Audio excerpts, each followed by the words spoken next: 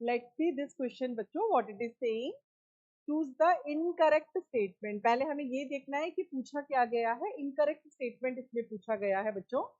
Solubility of CO2 in the blood is 20 to 25 times higher than that of O2. बिल्कुल correct statement है ये.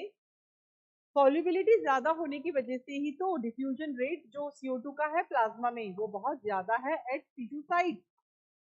The total volume of air accommodated in the lungs at the end of a forced inspiration is called the total lung capacity. इसमें किस तरह से देखना है आपको? इसमें आपको ये देखना है कि ये टोटल लंग कैपेसिटी की बात कर रहे हैं.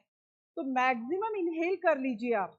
मैक्सिमम इनहेल करने के बाद जितना भी वॉल्यूम आपके लंग्स में है, दैट इज TLC. तो TLC is what?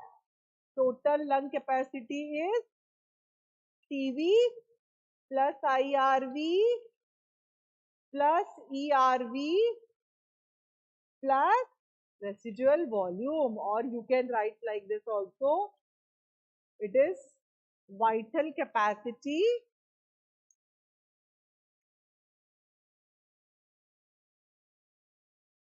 plus residual volume.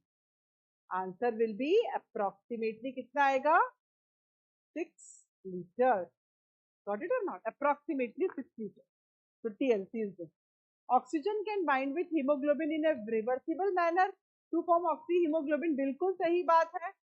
Oxygen जो है वो हीमोग्लोबिन के साथ बाइंड करती है और बनता है oxy haemoglobin.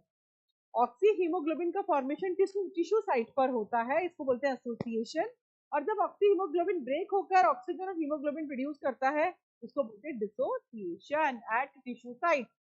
Every 100 ml of deoxygenated blood delivers approximately 5 ml of CO2 to the alveoli. No, this figure is wrong. It should be 4 ml.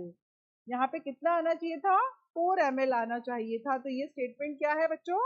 This statement is wrong. तो हमें इनकरेक्ट को ही यहाँ पर टिक लगाना है. So D जो है वो इनकरेक्ट स्टेटमेंट है, others are correct.